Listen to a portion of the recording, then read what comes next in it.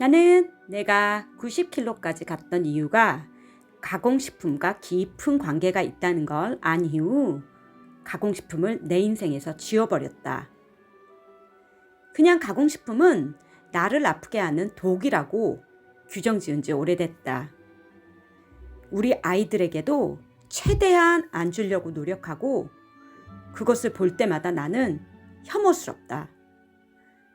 그 중에서 가장 싫은 가공식품은 우리가 매일매일 먹는 시리얼이다. 대국민 사기이다. 시리얼을 발명한 사람은 존 하비 켈로그이다. 제7일 안식일 예수 재림교회의 독실한 신자였던 켈로그는 인간의 음식이 육체는 물론 정신, 도덕적 건강과도 밀접하게 연결돼 있다고 주장했다. 그는 진한 양념이 밴 고기, 자극적인 소스, 입에 달라붙는 맛있는 음식은 인간의 성욕을 부추겨 말초신경을 자극하고 지옥으로 가는 길의 포장재라고 생각했다.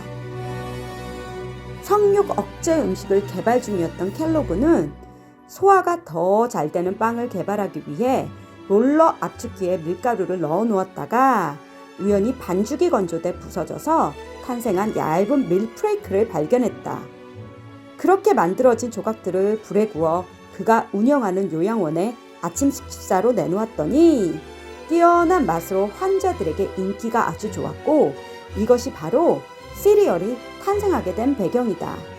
즉 말하자면 시리얼은 성욕 억제 음식이었던 것이다. 사실 시리얼이 현재 식문화로 굳어진 건 그의 동생 윌 켈로그 덕분이다. 그는 마케팅의 천재였다. 집집마다 샘플을 돌리고 일정 지역에서 제품을 시험적으로 판매하는 테스트 마케팅을 최초로 시행했다.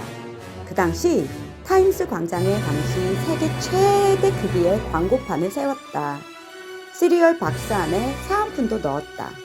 그리고 아침 식사의 중요성을 강조하여 모든 사람들이 이 시리얼을 매일매일 사 먹게 했고 특히 아이들의 건강과 결부시키면서 키가 크려면 시리얼과 그리고 우유를 섞어 먹어야 한다고 그렇게 광고를 했다.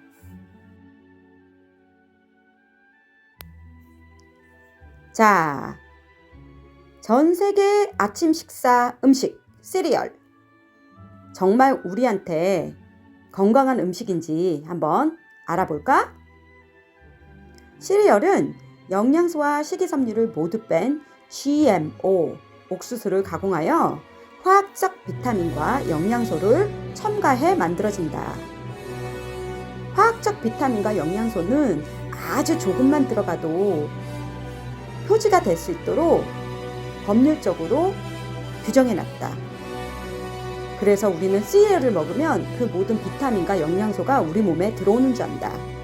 대국민 사기인 것이다. 시리얼은 잘 상하지도 않는다. 과일은 일주일만 밖에 두어도 상하지만 미국에 있는 시리얼을 똑같이 한국에서도 먹을 수 있다. 왜 상하지 않는지도 잘 생각해 볼 필요 있다. 그리고 GMO로 만든 시리얼은 소화불량, 간기능 장애, 그리고 정자수 감소를 야기한다. 더 기가 막힌 거는 그 안에 모두 설탕이 들어간 것이다. 설탕이 들어가면 중독성이 되고 중독이 되면 더 많이 먹게 되고 더 많이 먹게 되면 우리는 아프기 시작한다.